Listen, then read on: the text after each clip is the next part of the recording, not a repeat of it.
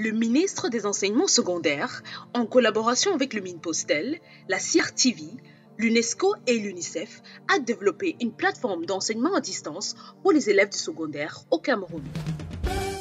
Une série d'enseignements dispensés par des enseignants de qualité pour les élèves du secondaire.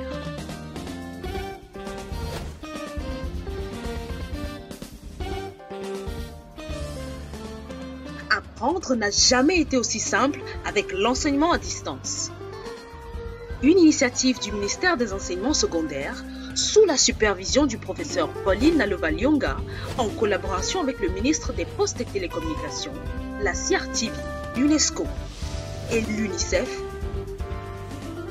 Nous introduisons l'enseignement à distance comme une autre méthode d'enseignement et d'apprentissage qui diffère du cadre de classe traditionnel auquel vous êtes tous habitués. Dans le mode d'enseignement à distance, vous n'êtes pas avec l'enseignant en personne, alors prenez votre temps, détendez-vous, écoutez l'enseignant, prenez des notes et visitez les liens suivants pour toute question ou réponse à vos préoccupations. Allez-y à votre rythme.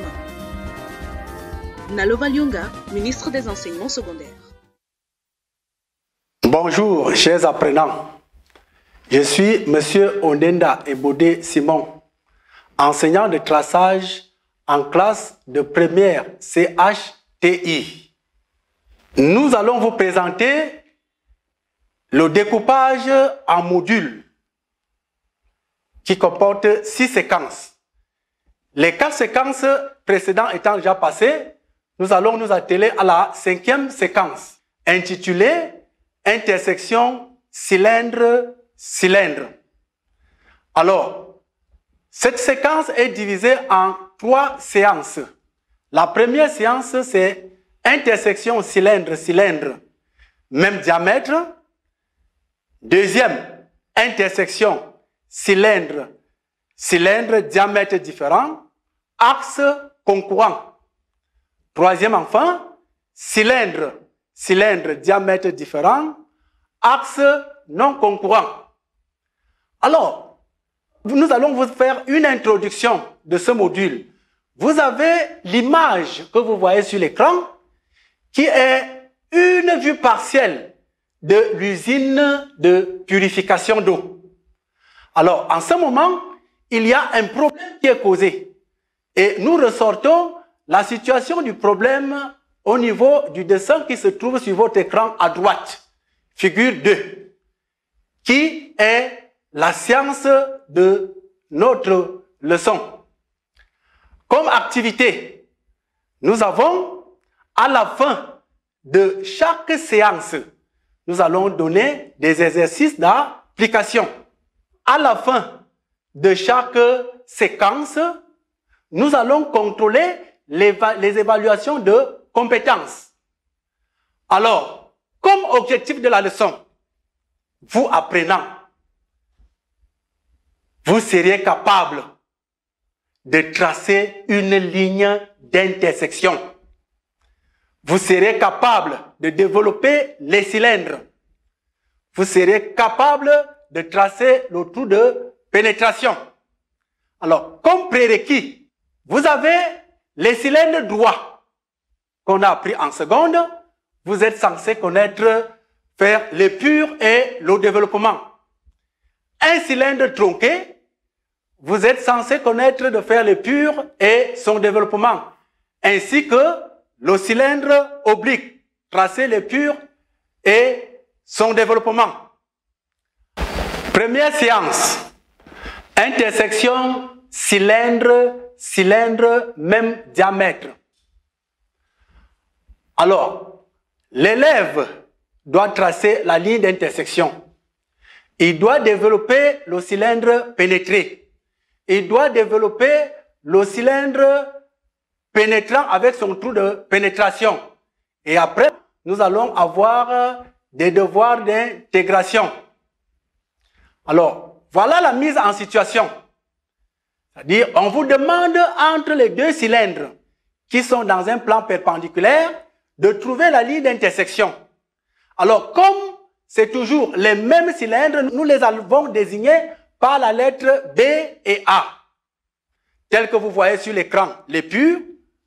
Alors maintenant, nous allons mener une activité de savoir comment tracer une ligne d'intersection pour la première partie. Et maintenant, pour la deuxième activité, nous allons voir comment développer un cylindre pénétré A. Alors, vous avez devant vous le tracé de la ligne d'intersection. Vous avez la marche à suivre, numérotée de 1 à 5. Alors, à 1, on nous demande de rabattre la section droite du cylindre A sur les deux projections. Et 2, nous allons diviser cette section qu'on a rabattue en un même nombre de parties égales. Nous avons pris en exemple 8 divisions. Alors, nous allons les mettre 1, 2, 3 pour le cylindre B, A, B, C, D, E, F, G, H pour le cylindre A. Quatrièmement, pour faire l'intersection, nous devrions maintenant ramener les points qui sont vers la projection de profil pour les ramener vers la projection de front pour enfin arriver à trouver les points d'intersection. Après, nous allons tracer l'intersection. Nous allons commencer. Épure d'intersection. Vous avez les deux cylindres. On vous a demandé de rabattre les sections qui sont sur le cylindre A, sur les deux vues. Vous avez en rouge, sur l'écran, quand vous regardez en rouge, vous avez le rabattement de ces sections. Alors, ces sections, maintenant, nous allons les diviser en nombre de parties égales. Nous avons pris ici, en exemple, 8 parties. Alors, pour diviser un cercle en 8 parties égales, nous traçons d'abord les deux diamètres perpendiculaires. Et là, maintenant, à chaque quart de cercle, nous allons diviser en 2 parties en traçant la bisectrice d'un angle. Ça, c'est le rappel des cours en seconde. Après, nous allons mettre des repères. Tel que vous voyez, nous allons prendre le plan de profil comme référence. Nous allons mettre le repère 1, 2, 3, 4, 5, 6, 7 et 8. On a demandé de diviser en 8 parties égales. Après avoir repéré, votre attention doit être focalisée. C'est le secret maintenant pour trouver l'intersection. Si vous regardez le cylindre profil droit, vous allez voir à l'extrémité de cette projection, vous allez repérer 3 secondes, 7 secondes. Et maintenant, au niveau du plan frontal, nous allons faire la rotation d'un quart de tour. Si nous faisons la rotation d'un quart de tour, on va se retrouver le point 7. Yombi? Très bien. Il nous dit que le point 7 va se retrouver sur l'axe du cylindre au plan frontal. Et nécessairement, ce plan frontal qui a comme repère aussi 3 primes. Ainsi de suite, nous allons maintenant mettre la numérotation en ordre numérique. C'est-à-dire, nous avons déjà le point 3. Nous allons partir à 4, 5, 6, 7, 8. Une fois maintenant, nous avons déjà repéré, nous allons maintenant déterminer la ligne d'intersection. Cette ligne d'intersection, en un point que j'ai oublié de vous dire, sur le cylindre B, nous allons mettre des repères A, B, C, D, E, F et G, H. Alors, nous allons prendre un exemple. Regardez bien ce qui va se passer. Soyez attentifs. Nous allons maintenant prendre les génératrices du plan de profil, c'est-à-dire repères 7 secondes, 3 secondes.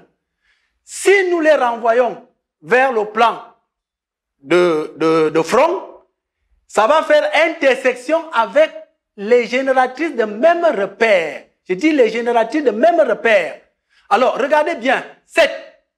Si vous allez avec sa projection, une projection, je veux vous rappeler, est une projection qui est orthogonale, c'est-à-dire perpendiculaire. Si vous ne tracez pas la perpendiculaire comme il se doit, vous n'allez pas trouver le point d'intersection à la place qu'il faut.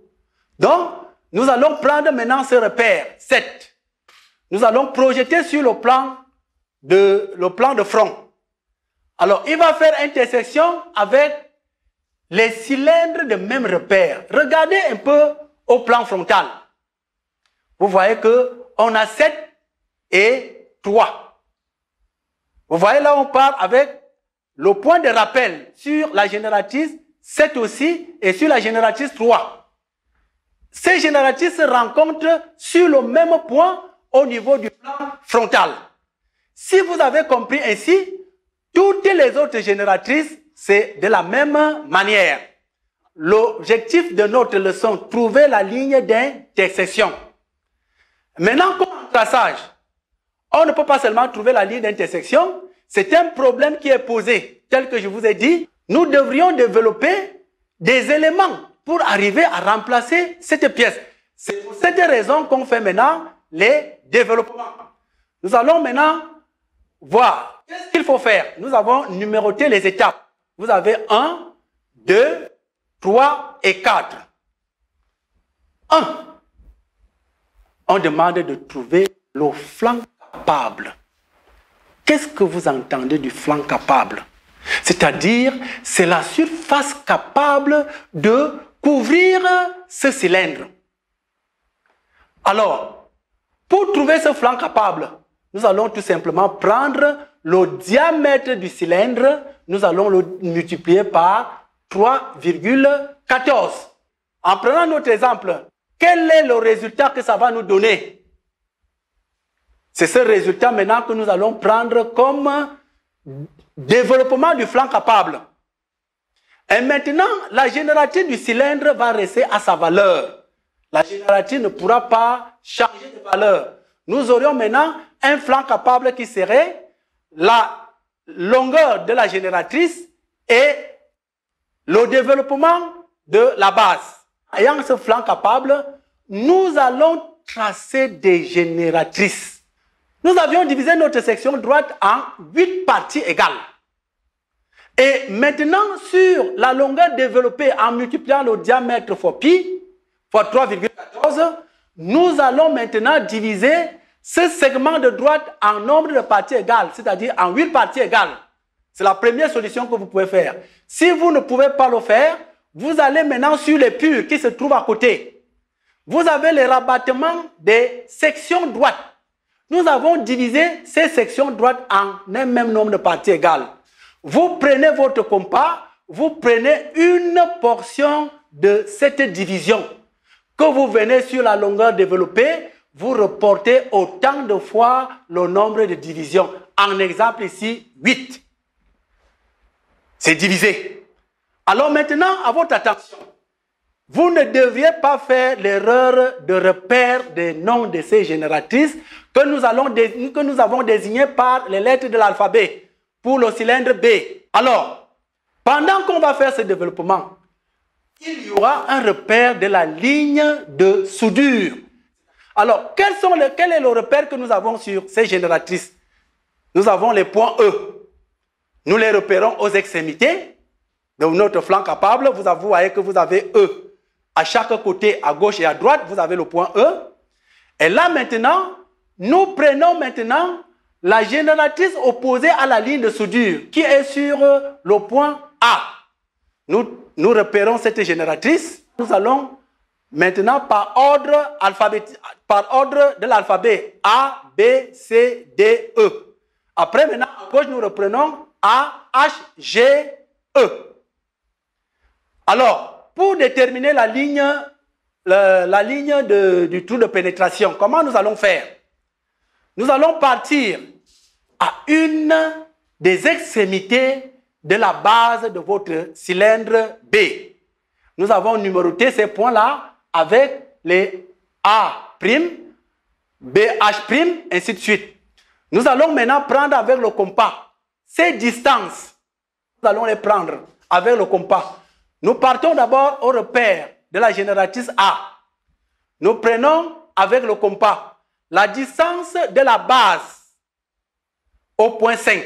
Nous revenons maintenant au niveau du développement. Nous reportons cette même longueur qui nous définit déjà un point 5.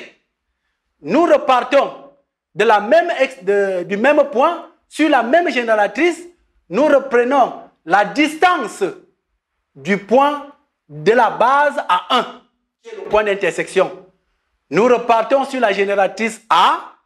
Nous obtenons notre point 1. Alors,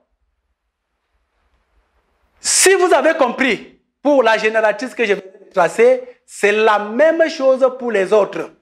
Nous allons aborder une autre mise en situation sur la même séance. Là maintenant, les cylindres ne sont plus perpendiculaires. Les cylindres sont dans les plans obliques, c'est-à-dire un cylindre est incliné. C'est le même principe, mais il y a à découvrir. Vous allez découvrir une différence qu'on n'a pas fait avec la première partie. Alors, nous devrions ici tracer l'intersection entre le cylindre C et le cylindre D. Alors, qu'est-ce que nous allons mener comme activité? Nous devrions tracer la ligne d'intersection. Nous devrions développer des cylindres. Et comme recommandation pour trouver la ligne d'intersection, nous allons toujours abattre la section droite entre les deux plans. Nous allons les diviser en un même nombre de parties égales. Nous allons les repérer par des points 1, 2, 3, 4, 5, 6, 7, 8 pour le cylindre C. Et maintenant, pour le cylindre D, nous allons repérer maintenant par les lettres de l'alphabet si vous regardez votre écran. Alors, nous allons maintenant faire la projection des points sur le plan frontal vers le plan de profil pour déterminer maintenant ce que je vous disais qu'on va découvrir. Nous allons voir maintenant une ellipse. Et après, nous allons rappeler les points du plan de profil vers le plan frontal pour trouver l'intersection. On y va. On va rabattre les sections droites sur le cylindre tel que vous voyez, ce sont des cercles. Nous allons les diviser en 8 parties égales, comme au premier exemple de la première séance. Nous les divisons, nous repérons les génératrices. Quand nous repérons les génératrices, qu'est-ce qu'on a dit? Pour maintenant avoir la ligne d'intersection, il faudra que les génératrices extrêmes du plan frontal soient à l'axe du plan de profil. Si vous n'arrivez pas à bien permuter ces génératrices, vous n'aurez jamais à tracer une intersection. Alors, regardez votre écran. C'est ce que je vous disais qu'on va découvrir. Dans la première séance, nous n'avons pas trouvé l'ellipse. Maintenant, ici, l'ellipse intervient parce que le cylindre se trouve dans un plan oblique. Quand il se trouve dans un plan oblique, ayant les points de repère, nous allons maintenant prendre chaque point de repère au niveau de la section, de l'intersection des bases de ce cylindre. Nous allons les renvoyer vers le plan de profil. Ils vont se rencontrer sur les mêmes points, c'est-à-dire les mêmes chiffres sur le plan de profil. Et nous aurions l'ellipse. Alors, pour trouver l'intersection, nous allons toujours partir avec les mêmes repères extrêmes que nous avons, 7 et 6, et 3 et G. Si nous les ramenons au plan frontal d'une manière orthogonale, perpendiculaire à la base, nous allons rencontrer la même génératrice de même repère, tel que vous voyez sur votre écran. Nous sommes sur le repère 7 et 3. Si vous regardez ici, de l'autre côté, vous avez 7 et C, vous avez 3 et G. Ce sont les mêmes points qui sont au niveau du plan frontal, qui nous détermine déjà un seul point d'intersection. Alors, nous remontons maintenant, nous prenons maintenant les points 6 et 8, nous avons le point B, nous avons 4 et 2, qui sont les génératrices qui sont égales. Si nous les ramenons vers le plan frontal, nous aurions l'intersection sur les mêmes repères. Ce sont les mêmes repères. Si vous n'avez pas les mêmes repères, il faut savoir que vraiment, vous n'allez pas trouver le point d'intersection. Quand vous regardez votre épure, vous voyez que l'intersection tombe sur le plan frontal. Alors, ayant déjà obtenu ces points, nous allons tracer la ligne d'intersection. Nous allons calculer la longueur développée, diamètre fois 3,14. Si vous regardez bien, nous allons prendre comme largeur de temps capable la génératrice la plus longue, la plus grande. Et là maintenant, nous allons passer maintenant au développement. Il faut développer le cylindre pénétrant en surface plane. Ayant déjà trouvé le flanc capable, je vous ai dit, on peut déduire à ce flanc capable, si vous faites par calcul, diamètre fois 3,14. Vous avez un segment de droite. Vous le divisez en un même nombre de parties égales que vous aviez divisé votre base. On a pris un exemple aujourd'hui qu'on divise notre cylindre en 8 parties égales. Alors, si vous ne pouvez pas le faire, vous prenez votre compas. Vous allez aux sections que vous avez rabattues. Vous prenez une portion de division que vous reportez sur la longueur développée à autant de nombre de divisions que vous aviez divisé votre section circulaire. Alors ici, nous allons repérer maintenant avec des chiffres, mais en tenant compte où se trouve notre ligne de soudure, c'est-à-dire l'assemblage. Quand on va former ces pièces, ils vont avoir un cylindre tel que vous voyez le cylindre et les deux génératrices extrêmes vont faire une seule génératrice qui va nous donner la ligne de soudure. Alors, cette ligne de soudure, nous le connaissons. Cette ligne de soudure est tracée sur la génératrice la plus courte. Ici, c'est la génératrice 1. Donc, sur nos points de division que nous avons trouvés, sur les deux extrémités de notre flanc capable, nous allons mettre le repère 1 et 1. Alors, si nous allons en face de cette ligne de soudure, quel est le repère qui s'y trouve? C'est la génératrice 5. Très bien. Alors, nous allons maintenant, après avoir tracé ça, on va aller maintenant 1, 2, 3, 5, 6, 7, 8, 1. On ne peut développer que lorsqu'on a des génératrices en vraie grandeur. Qu'une droite est vue en vraie grandeur quand sa projection est parallèle à la ligne de terre. Ou alors, quand sa projection détermine un point. Alors, regardez votre épure qui est là à côté. Si vous regardez les deux projections, vers le plan de profil, vous voyez que c'est parallèle. Donc, ça veut dire que les vraies grandeurs se trouvent sur le cylindre oblique qui est au plan frontal. Nous allons prendre maintenant le compas. Nous allons prendre les longueurs de ces différentes génératrices. Vous devriez les correspondre avec les mêmes repères qui sont sur le développement. Alors, ça demande une attention particulière. Si vous n'êtes pas attentif, vous pouvez prendre ce qui concerne la génératrice 3 et 1, vous mettez sur une autre génératrice. Ça ne peut pas donner. Alors, nous prenons des génératrices correspondantes à partir de la base qui est droite. Et les points que nous trouvons 1.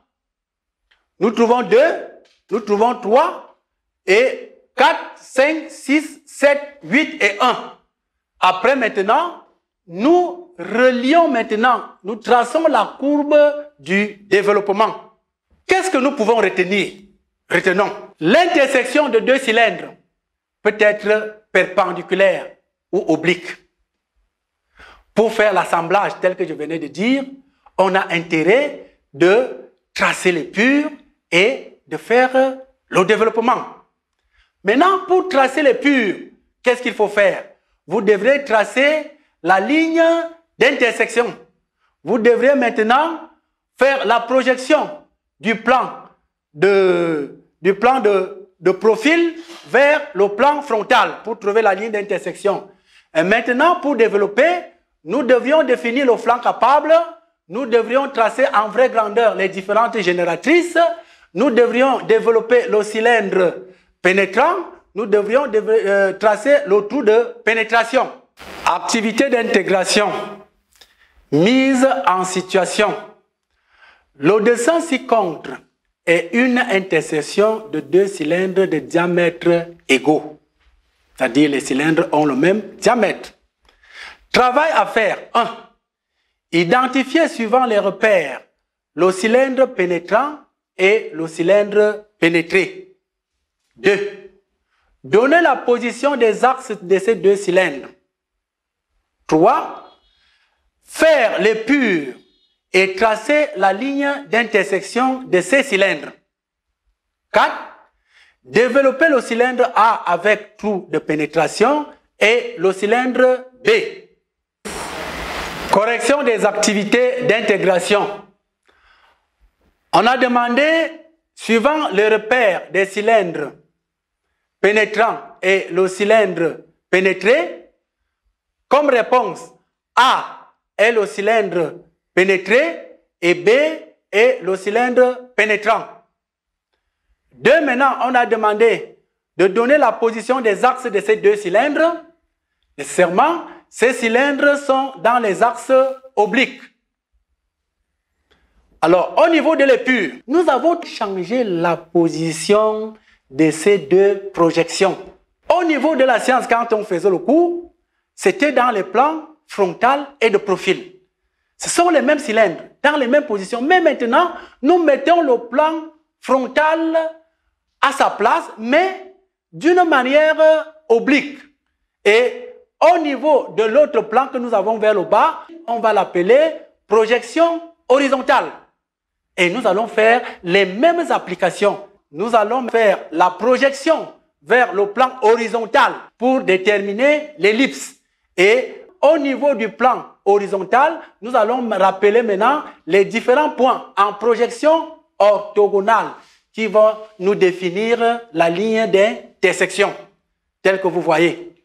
Au niveau du développement du cylindre A avec son trou de pénétration, nous allons trouver le flanc capable. Ce flanc capable est la surface nécessaire qui peut engendrer notre cylindre. À chaque extrémité, nous allons prendre maintenant les différentes distances aux extrémités que nous allons définir pour nous donner le trou de pénétration. Au niveau du développement maintenant, nous avons à trouver toujours ce même flanc capable, repéré par des lettres. Nous traçons ces génératrices et nous partons au niveau du plan frontal. Pourquoi? Parce que sa projection au niveau du plan horizontal est toujours parallèle. Quand c'est parallèle, ça veut dire que sur l'autre côté, au niveau de notre vue au plan frontal, les génératrices sont vues en vraie grandeur. Donc, nous prenons le compas, nous reportons la valeur correspondante de chaque génératrice que nous allons repérer sur le développement au même repère, au même nom des génératrices. Nous allons prendre ces distances et nous allons obtenir la courbe d'intersection. Alors, comme référence, les documents que nous avons utilisés pour préparer notre cours. Alors, la séance est à sa fin. La prochaine séance sera basée sur les cylindres, diamètres différents, axes concurrents. Vous allez faire des recherches. C'est le même principe d'application, mais il y aura un changement que nous allons voir tous à la prochaine séance. Je vous remercie de votre aimable attention.